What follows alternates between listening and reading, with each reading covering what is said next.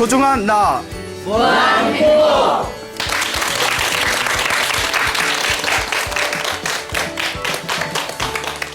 예, 만나서 반갑습니다. 광호 스님이라고 합니다. 오늘은 이제 지혜제일 사리불 스님과 쌍벽을 이루었던, 그리고 또 절친이었던, 중마고우였던, 또 부처님의 또 이제 상수 제자였던 우리 신통제의 목건련 스님의 이야기를 중점적으로 여러분들에게 들려드리겠습니다. 이 목건련 스님은 원래 저쪽 이제 원래 인도 분이었지 않습니까? 이제 그쪽 말로 목갈라나라고 하십니다. 목갈라나. 예? 위대한 분이란 뜻에서 마하목갈라나라고 불렀습니다. 마하목갈라나라고 불렀고요. 목갈라나 스님을 중국에서는 목건련이라고 했습니다. 목갈라나를 이제 줄여서 한문 표기로 목건련이라고 했는데, 중국 사람들, 여러분 한문 공부하신 분들 알겠지만 중국인들 한문의 가장 큰 특징이 줄이는 거예요. 축약하는 거예요.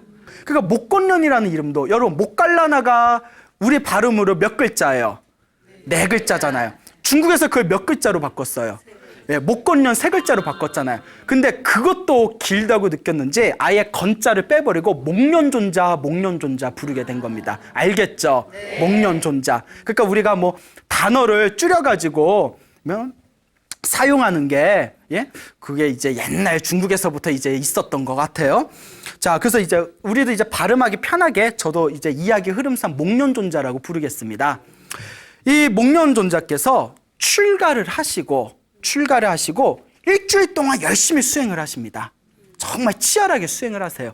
그토록 바라던 진정한 스승 부처님을 만났기 때문에 일주일 동안 열심히 수행을 하시다가 너무 수행을 열심히 했나 봐요. 일주일째가 됐을 때 체력이 방전이 돼요. 체력이 방전이 돼서 이제 꾸벅꾸벅 졸입니다. 꾸벅꾸벅 졸아요. 예? 그 졸고 있으니까 부처님께서 멀리서 그 광경을 다 보십니다. 아, 목갈라나가 지금 수행을 하다 피곤해서 졸고 있구나. 하지만 지금이야말로 목련이 깨달음을 얻을 수 있는 시기구나. 이런 걸 다 꿰뚫어 보세요. 그리고 신통력을 발휘하셔서 졸고 있는 목련존자 앞에 딱 나타나십니다. 신통력으로. 목련아 하고 부르니까 목련존자가 깜짝 놀래요. 그런 적 있나요?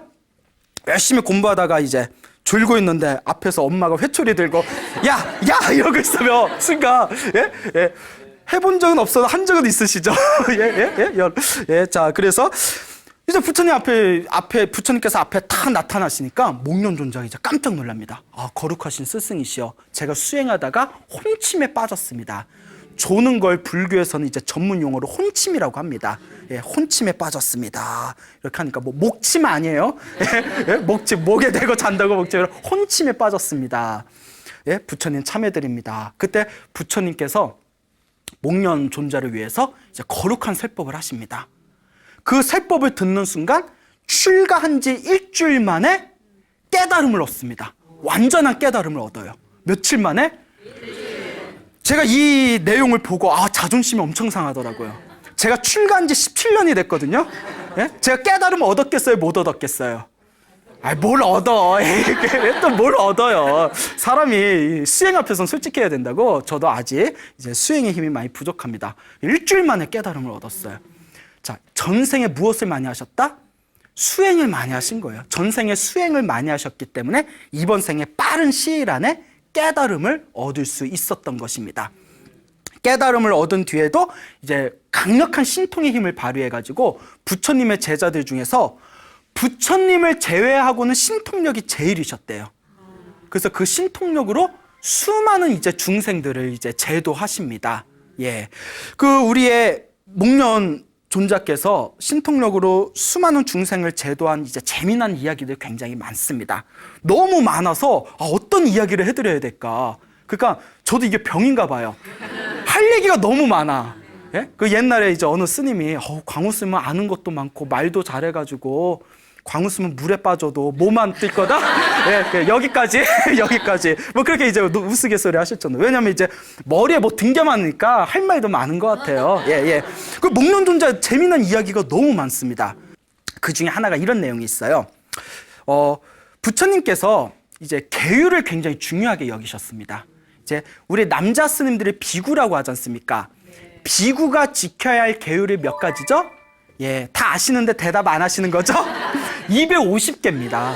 250개. 250개에서 그거 다 지켜요, 못 지켜요? 예, 고마워요. 예.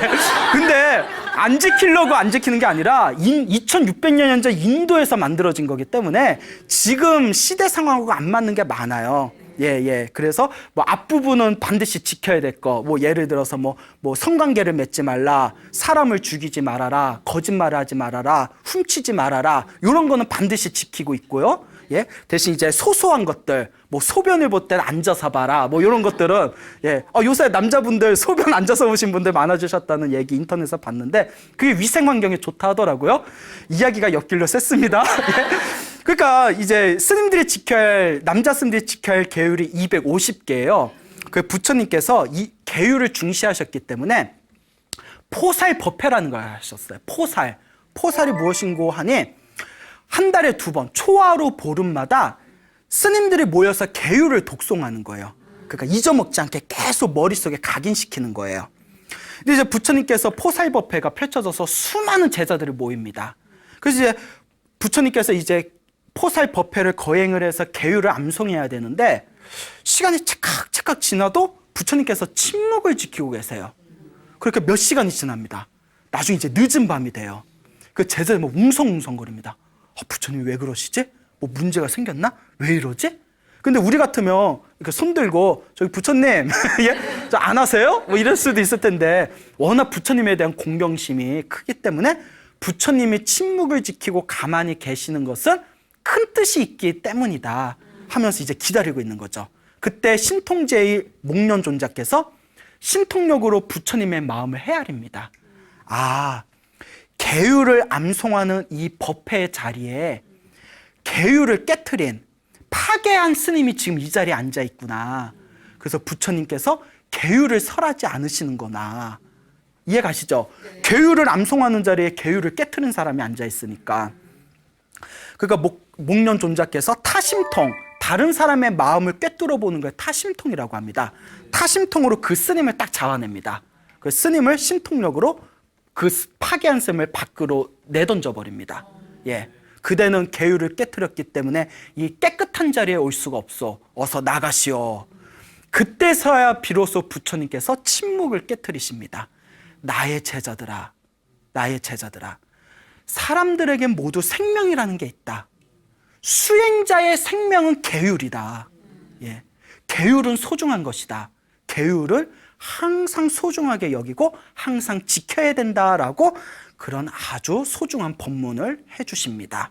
자, 이것도 이제 목련존자의 어떤 신통력이 발휘한 사건이죠. 목련존자는 신족통이 있었어요.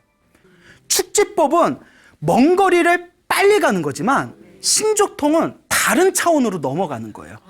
그러니까 수준이 틀려요. 차원 자체를 넘어가는 거예요. 그래서 목련존자는 신족통이 있었기 때문에 가끔씩 천상세계에도 올라가고 지옥에도 갔답니다. 지옥에 가서 고통받는 중생한테 법문을 해줘서 제도하기도 하고 천상세계에 가서 천신들한테 법문도 해줬대요. 근데 천상계에 올라가서 천신들한테 법문을 하는데 여러분 천상계 천국에 태어나고 싶죠? 근데 불교는 이제 하늘세계가 28개가 있다고 해요. 이제 하나만 있는 게 아니에요. 28개 천상세계가 있는데 불교에서는 천상세계, 천국에 태어나지 말라고 해요. 웬만하면 태어나지 말아라. 왜냐하면 너무 행복하고 즐거워서 수행을 안 한대요. 이해 가시죠? 너무 행복해서, 너무 기뻐서, 너무 쾌락이 가득해서 수행을 안 한대요. 그래서 하늘세계 천신들이 죽는 이유가 몇 가지 있대. 수명이 다해서 죽고, 뭐 저기 악마의 군대들이랑 싸우다가 죽고. 근데 천상의 신들이 죽는 이유 중에 가장 큰 이유 중에 하나가 너무 노느라고 놀다가 밥 먹는 걸 잊어먹어서 굶어 죽는데요. 이게 경전에 나와요. 너무 행복해서 노느라고 영양분 섭취하는 거예요. 천상세계도 우리하고는 틀리지만 영양분을 섭취해야 될 거 아닙니까? 굶어 죽는다는 거예요. 놀다가 굶어 죽는다. 가보고 싶죠? 그런데 천상세계에 가면 너무 행복해서 수행을 안 한답니다. 그래서 이런 얘기가 있어요. 목련존자가 이제 목련 스님께서 이제 이렇게 세법을 열심히 해가지고 그 목련존자 그 신도들 중에서 천상세계에 태어난 신도들이 많대요. 그래서 목련존자가 잘 사나 안부나 물어볼 겸 천상세계 딱 가면 인간이었을 때는 스님 하면서 흙바닥에서 절을 하던 그 신도들이 보면 스님 왔어요? 하고 그렇게 지나가더래요. 지나가더래요. 그러니까 너무 편하고 행복해지니까 불법이고 뭐고 이렇게 그런 게 이제 그래서 천국에 너무 오래 있으면 복을 다 까먹으면 죽은 뒤에 안 좋은 데 떨어진대요. 복을 지어서 천국에 태어났지만 천국에서 복을 다 까먹으면 돈 다 떨어지면 어떻게 돼요? 그지 되잖아요. 아유 좋네요. 바로 돌직구네요. 돈이 떨어지면 그지 되듯이 천국에서도 복이 다 떨어지면 밑으로 뚝 떨어진답니다. 그래서 천상세계에서 이제 천신들한테 법문을 해주는데 그 천신들의 왕인 천왕이 있었대요. 하늘세계의 왕이에요. 왕이 얼마나 막 초능력도 있고 막 항상 막 수많은 막 하늘세계 신들을 부하로 거느리고 있으니까 교만하면 하늘을 찌를 거 아니에요. 그 목련종자가 법문을 하는데도 막 거들먹거렸대요. 뭐 건들건들하고 뭐 고스님 뭐 법문 잘하네 뭐 이러면서. 그래서 목련종자가 자기가 기분 나빠서 그런 게 아니라 깨달음을 얻은 성자가 법문을 하는데 저렇게 교만한 마음을 내면 저 천왕은 죽어서 지옥에 떨어지게 될 거다. 그 교만의 악업에 의해서. 그러니까 그 교만한 마음을 꺾어주기 위해서 아끼는 마음에 발가락으로 하늘세계 천궁 있죠. 하늘의 궁전. 천궁을 기둥을 발가락으로 이렇게 흔들었대요. 천궁을 발가락으로 흔드니까 하늘세계가 지진을 일으켰대요. 꽝꽝꽝꽝. 무협지도 이런 무협지가 없더라고. 내가 평소에 무협지를 많이 읽었는데 무슨 바위산을 무너뜨린 것까지는 있었지만 하늘세계 올라가서 발가락으로 하늘세계 궁전의 기둥을 흔드니까 하늘세계가 지진이 일어나서 그때서야 천신이 아이고 내가 목련존자보다 한참 하수구나 하고는 목련존자한테 이렇게 용서를 구했다라는 내용이 나옵니다. 그래서 저도 보고 나서 나도 그래도 여태껏 절에서 수행을 했는데 나도 혹시 하고 이제 절 대웅전에 가가지고 대웅전 기둥 크잖아요. 발로 이렇게 꼼지락꼼지락 발가락만 아프더라고. 그래서 아직 내가 멀었구나. 그런 생각이 든 적이 있습니다. 부처님께서는 항상 새벽에 일어나시면 당신의 천안통으로 제도할 당신과 인연 있는 중생이 어디에 있는가를 이렇게 살펴보셨답니다. 그래서 당신과 인연 있는 제도할 수 있는 중생이 있으면 뭐 신통력으로 가시든 걸어가시든 가셔서 그 중생을 항상 제도를 하셨는데 저기 먼 마을에 꽃이야라는 이름이 꽃이야예요. 꽃이야 아니에요? 요새 막 벚꽃도 피고 목련도 피고 하는데 꽃이야라는 이름을 가진 큰 부자가 있는 걸 발견합니다. 근데 이 부자가 엄청난 부자인데 인색해. 완전 구두쇠예요. 완전 구두쇠예요. 그러니까 그 꽃이야, 그러니까 엄청 구두쇠고 아주 인색하지만 과거 전생의 불법, 부처님과 인연이 있기 때문에 이번 생에 제도할 수 있겠구나라는 것을 꿰뚫어 보십니다. 그리고는 목련존자와 인연이 있으니 목련 스님을 보내야 되겠다. 부처님께서 목련을 부르십니다. 목련이요, 저 먼 도시에 꽃이야라는 부자가 있는데 그 구두쇠를 그대가 마땅히 제도하거라 라고 이제 명을 내리십니다. 그래서 부처님의 명을 받들고 신통력으로 그 도시로 이제 날아갔어요. 이제 이 상황을 모르고 꽃이야가 엄청난 구두쇠였답니다. 엄청난 부자임에도 불구하고 여러분 그런 분들 있죠? 돈은 많은데 안 쓰는 분들. 그러니까 어느 신도분이 이제 신도분들끼리 이렇게 차 마실 때 있잖아요. 커피 마실 때 그런 얘기 하더라고요.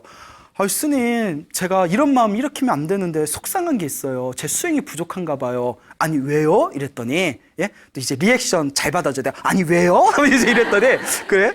그러니까 이제 그분이 하시는 말씀이, 우리 이렇게 모임이 있는데, 돈이 없으면 우리도 뭐라 안 하는데, 집도 잘 사는데, 꼭 계산할 때, 뭐 커피 마시고 계산하고 할 때 꼭 쏙 빠지는 분이 있다. 그러니까 한두 번이면 그러는데, 그게 반복되니까 좀 말이 나온다 이래서 그냥 전생에 저분한테 빚진 게 있나 보다.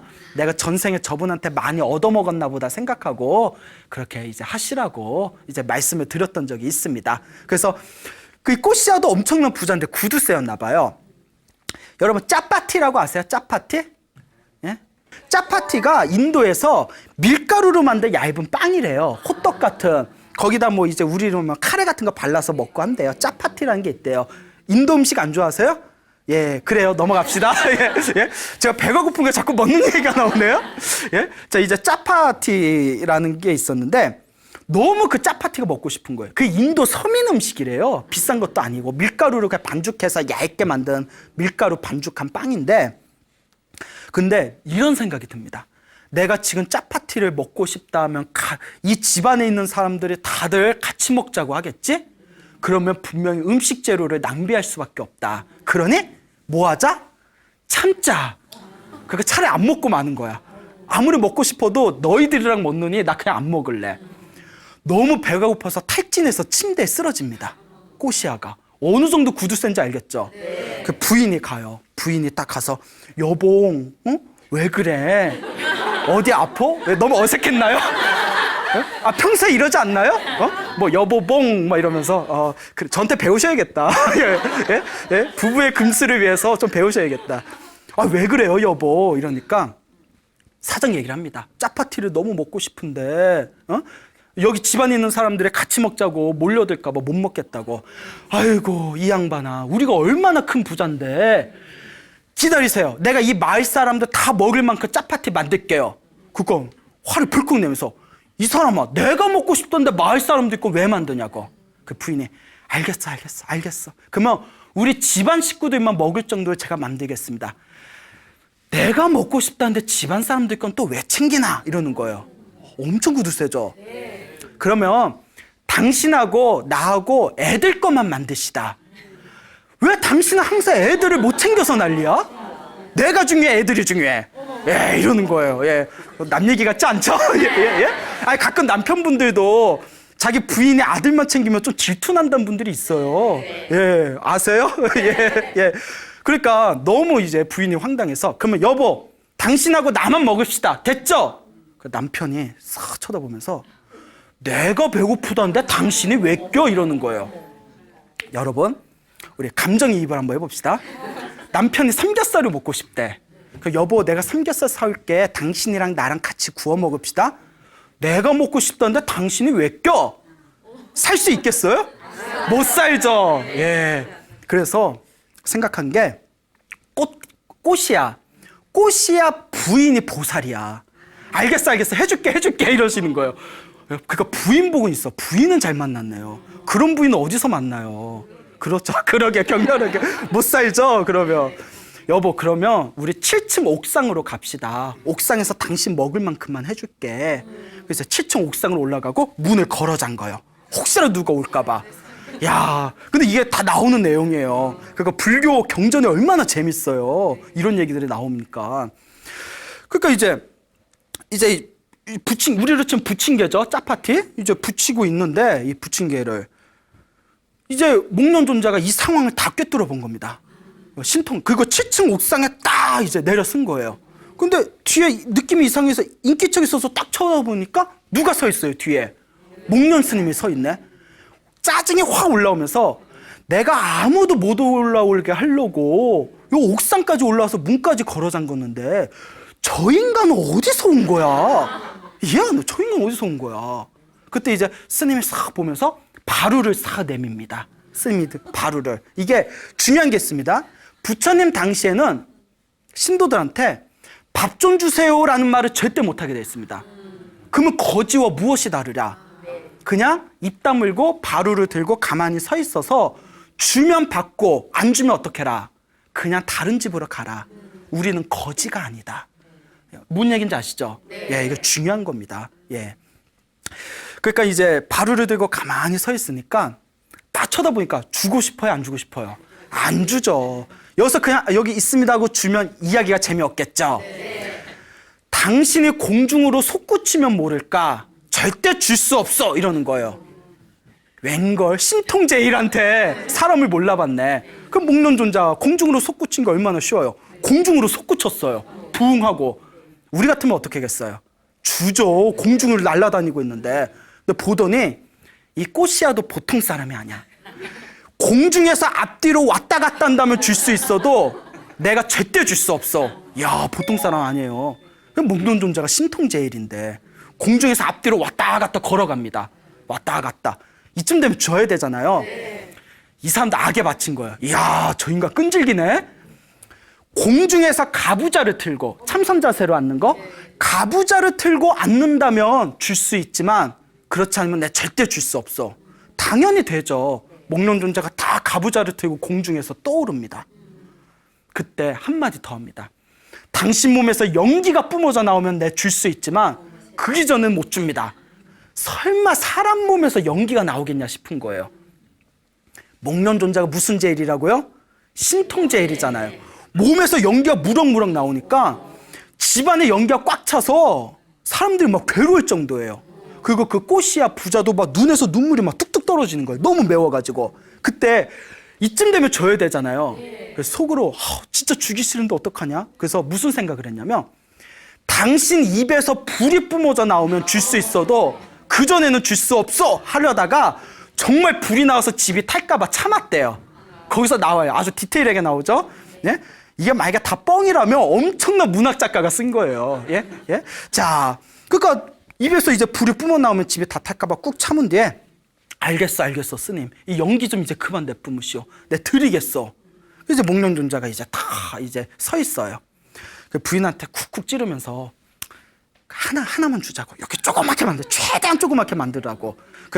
그게 이거예요. 먹고 떨어져라. 예? 조그맣게 만들어라. 그 부인이 이제 저 양반 참 내 남편이지만 해도 너무하네. 조그맣게 호떡 부침개를 만들었는데 반죽은 조그맣게 해서 던졌는데 붙일 때마다 커지는 거예요. 이것도 신통력예로 일부러 그렇게 한 거겠죠? 그러니까 너무 커. 작게 만들어봐. 부인이 나중에 짜증을 내면서 당신이 붙여봐요. 자꾸 크게 나오는데 어떡하라고. 알겠다. 자기 너무 힘든 거예요.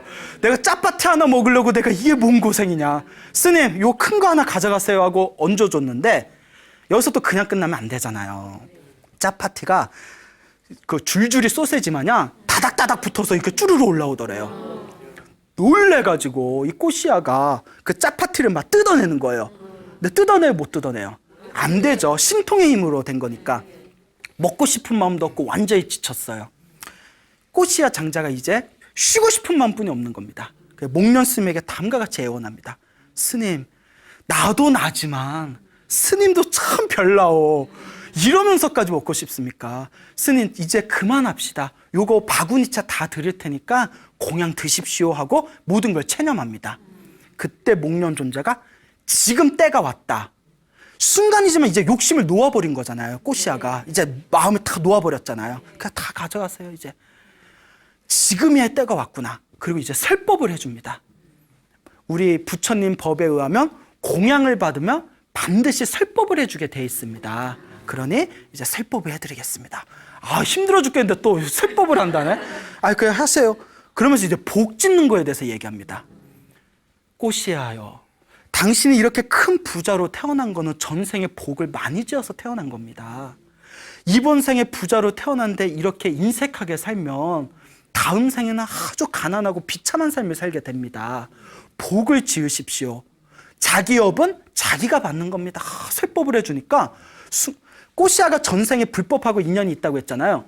마음에 숨겨뒀던 마음의 심심이 확 올라옵니다. 믿음의 힘이 올라왔대요. 순간, 스님, 제가 잘못 생각했습니다. 자리를 마련할 테니 오셔서 편하게 공양을 드시지요. 제가 시중 들겠습니다. 자, 이제 목련 존자가 때가 됐구나. 예.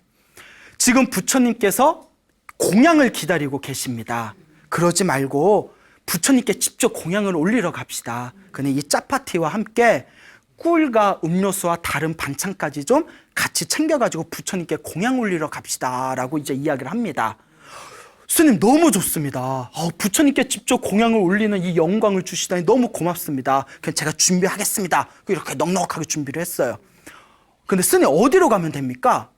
그 하는 얘기가, 저 잿다와나 사원에 계십니다. 스님, 너무 그곳은 멉니다.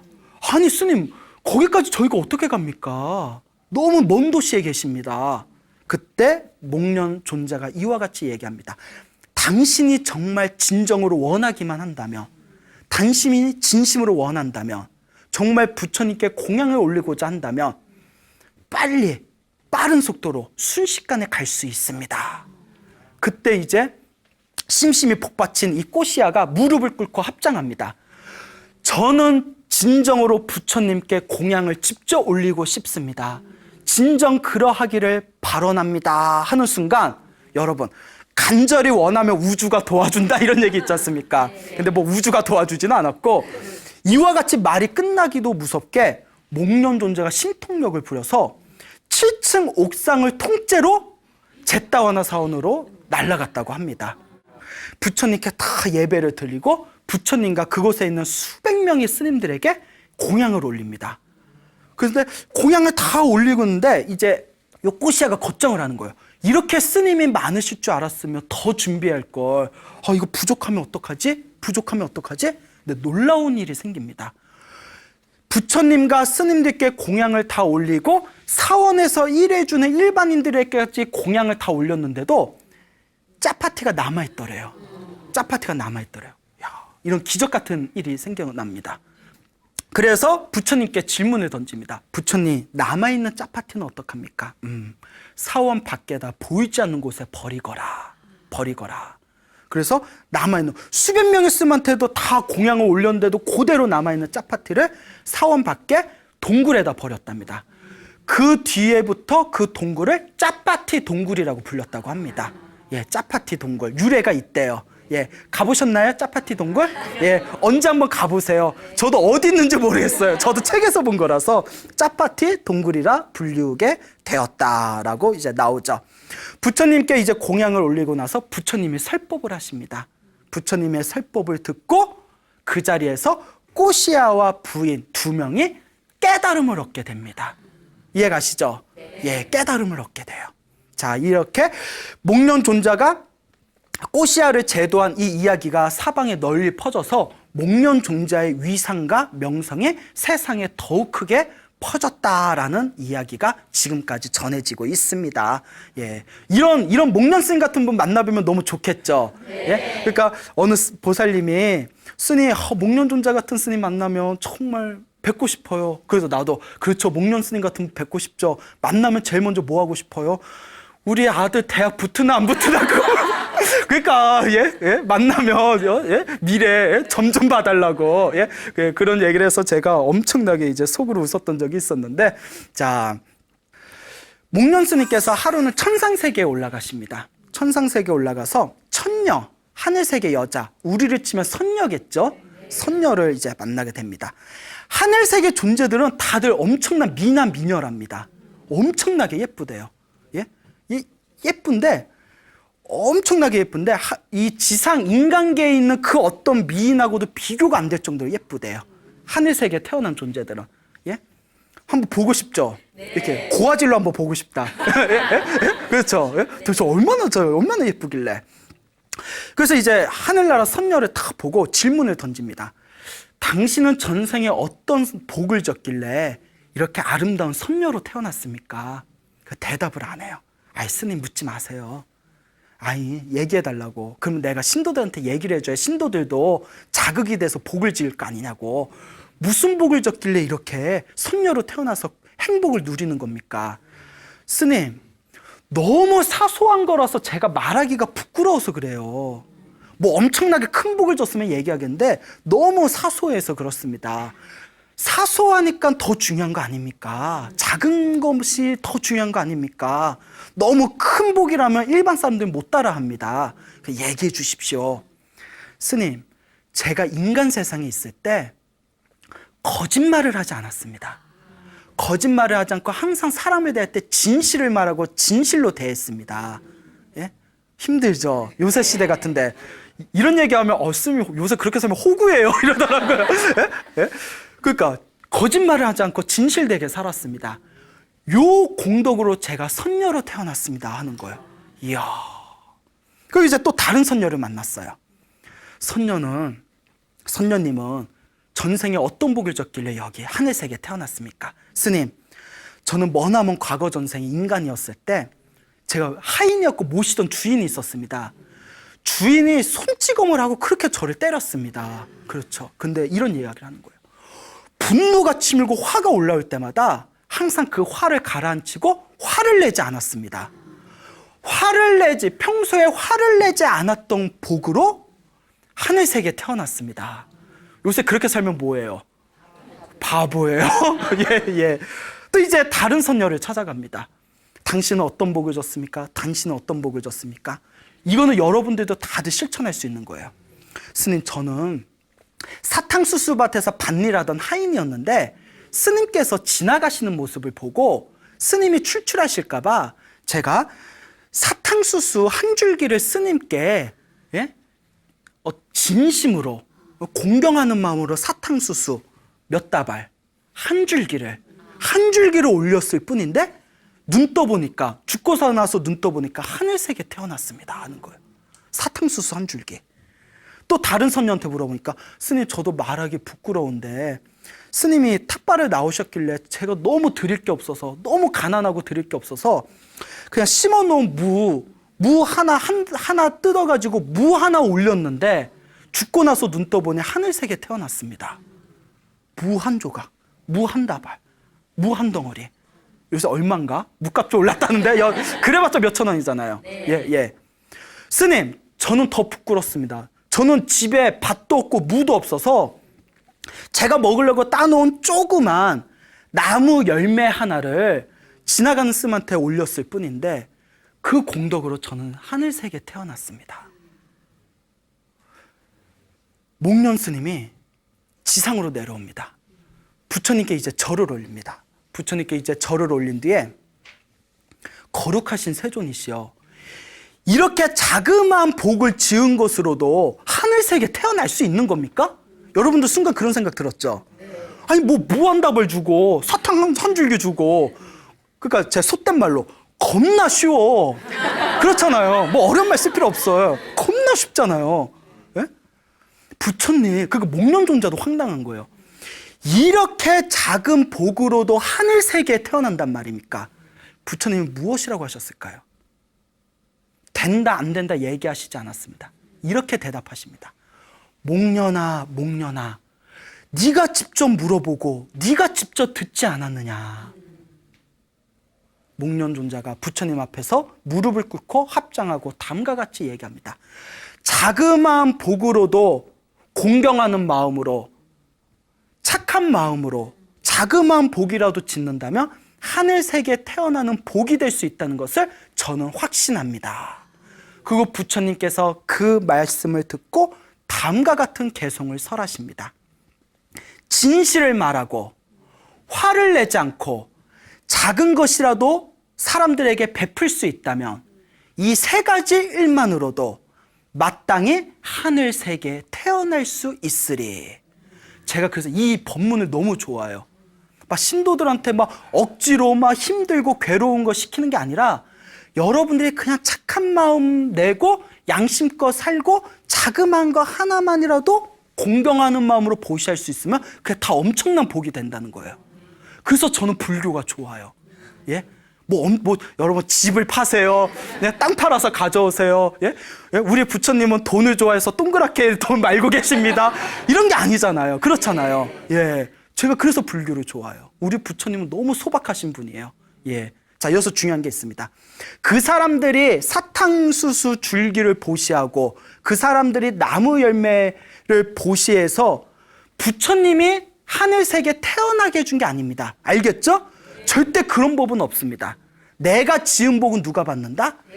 내가 지은 업은 내가 받고 내가 지은 복은 내가 받고, 부처님은 올바른 복과 선업을 짓는 방법을 가르쳐주기 위해서 오신 거예요. 그게 부처님의 가르침입니다. 부처님 가르침 너무 좋죠? 예, 경제적 부담도 안 되죠? 예? 너무 좋아요. 복을 지으셔야 됩니다. 부처님의 이 훌륭한 제자분께서 그분의 최후는 굉장히 끔찍했습니다. 아주 중요한 부분입니다. 이교도들, 다른 종교를 믿는 이교도들이 모입니다. 야, 왜 갈수록 우리 종교 숫자가 줄어드냐? 우리 신도들 왜 갈수록 떨어지냐? 다 목련 때문이야. 목련이 천상계와 지옥계를 왔다 갔다 하면서 선업을 짓고 악업을 피하는 방법을 가르쳐 주니까 사람들이 다 불교로 귀의를 한다. 불교는 지금 엄청나게 세력이 커졌는데 이러다 우리는 다 굶어 죽게 생겼다. 할 수 없다. 목련을 죽여버리자. 그래서 1000냥의 돈을 모았답니다. 그리고 500명의 산적들을 모아서 1000냥을 주고 암살을 사주합니다. 500명의 산적들을 호심탄탕 목련스님을 노립니다. 목련스님을 죽이고자 했으나 죽여요, 못 죽여요? 신통력으로 그 피해 다니셨기 때문에 죽일 수가 없었대요. 암살을 사주받고 목련스님의 신통력으로 피해 다니기 3개월이 지난 뒤에 이제 악한 사람이었으면 자기 신통력으로 500명의 산적을 죽였을 테지만 목련스님은 그런 분이 아니잖아요. 자비로운 분이잖아요. 그냥 피해만 다니셨대요. 3개월이 지나고 나서 드디어 때가 왔음을 아십니다. 내가 빚 갚을 때가 왔구나. 그리고 신통력을 멈추시고 산적들에게 순순히 붙잡히십니다. 산적들이 이제 지들이 잘나서 잡은 줄 알겠죠? 사정없이 몸뚱이질을 합니다. 기록에 다음과 같이 적혀 있습니다. 머리끝 두개골에서 발끝 엄지발가락까지 뼈 조각이 다 쌀알 조각으로 만들었대요. 그 살덩어리는 완전히 뭉개진 거죠. 뼈가 다 쌀알 조각으로 만들었대요. 아, 죽었구나라고 느끼고 산적들은 흩어집니다. 그때 신통 제일이시잖아요. 목련스님이 내가 이대로 죽으면 나도 속 편하지만 이대로 죽는다면 부처님에 대한 예의가 아니다. 부처님께 마지막 인사를 올려야지. 그 신통력을 발휘해서 원래 몸으로 복구가 됩니다. 그 이제 부처님을 찾아가서 신통력으로 부처님이 있는 곳까지 날아가서 부처님께 인사를 드립니다. 거룩하신 세존이시여, 제가 이제 떠날 때가 됐습니다. 부처님이 이미 다 꿰뚫어 보고 아시는 거죠. 가기 전에 마지막으로 불자들에게 설법을 해주거라. 이제 더 이상 그대와 같은 위대한 제자를 만날 수 없겠구나 하고 이제 아쉬워하십니다. 신통제의 목련존자가 그 자리에서 수많은 불자들이 있는데 앞에서 공중으로 몸을 솟구쳐서 온갖 신통변화를 보이셨답니다. 마지막 위대한 신통력의 모습을 보이신 뒤에 사람들이 신통력 보니까 이제 우리 속된 말로 뿅 가잖아요. 와 하고 뿅 가잖아요. 지상에 내려와서 마지막 설법을 하시고 그 자리에 목련존자의 설법을 들은 수많은 불자들이 깨달음을 얻게 됩니다. 그리고 자기와 인연이 있는 깔라실라라는 마을에 가서 그곳에서 숨을 거두시고 완전한 깨달음의 세계로 돌아가시게 됩니다. 이 사건 때문에 난리가 납니다. 평소에 목련존자를 존경했던 왕이 철저히 조사를 지시합니다. 그래서 500명의 그 목련존자를 죽이라고 시켰던 500명의 이교도들을 붙잡고 목련존자를 죽였던 500명의 산적들을 붙잡아서 1000명을 처형시킵니다. 1000명을 사형시켜요. 근데 아마 목련존자가 이 광경을 봤으면 나 때문에 사람 죽이지 말라고 아마 하셨을 거예요. 하지만 왕이 너무 화가 나서 내가 존경하는 목련스님을 죽이다니 1000명을 처형을 시키게 되죠. 그리고 또 난리가 나요. 부처님 법은 더 이상 믿을 수가 없다. 목련존자는 위대하신 분이었다. 부처님은 항상 인과응보를 얘기하는데 저렇게 위대하신 분이 어떻게 저렇게 끔찍하게 죽을 수가 있단 말인가? 여러분들 그런 생각 들죠? 부처님이 이와 같이 말씀하십니다. 이번 생만 보면 니들 말이 맞다. 그런데 나의 제자들아, 다음 과거 전생의 목련존자의 행실을 보면 이 모든 게 이해될 것이다.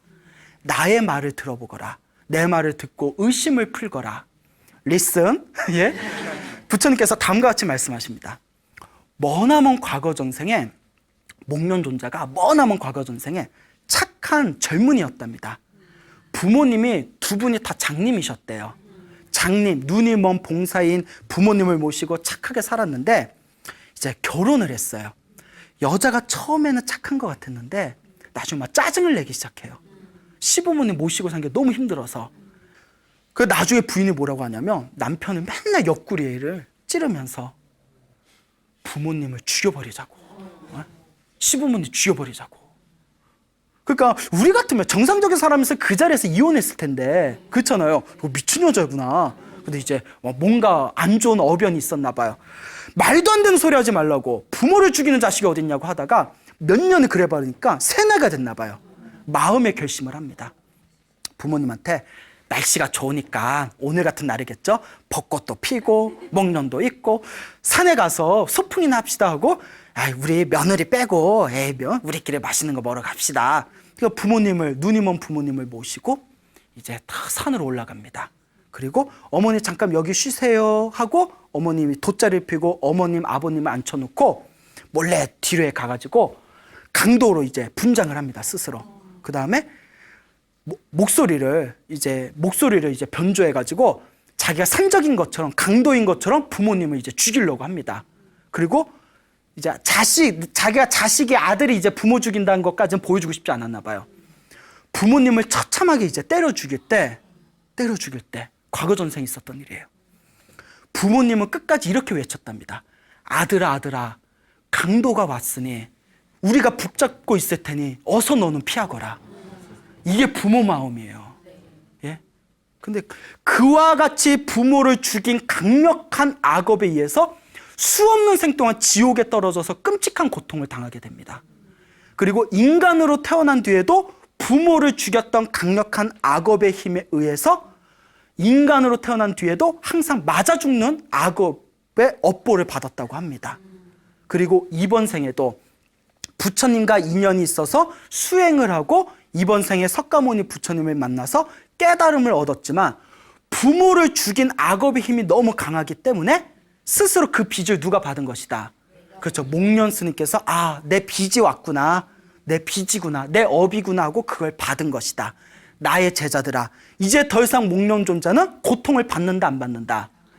삶과 죽음을 완전히 뛰어넘었기 때문에 이제 목련 존자는 더 이상 이와 같은 고통을 받지 않을 것이다.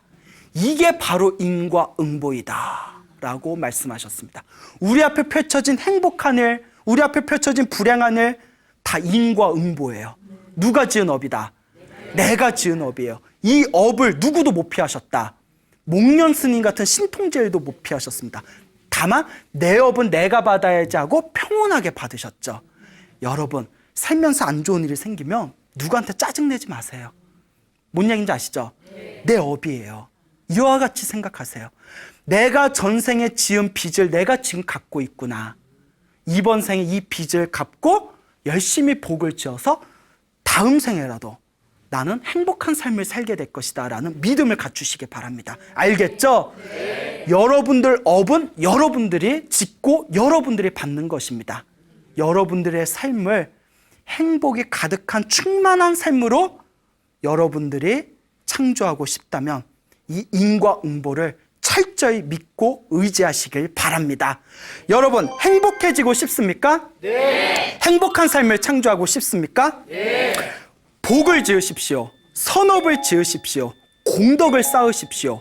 복과 선업과 공덕의 힘이 여러분들을 진정한 행복의 길로 이끌어 줄 것입니다. 여기서 마치겠습니다. 소중한 나! 무한행복!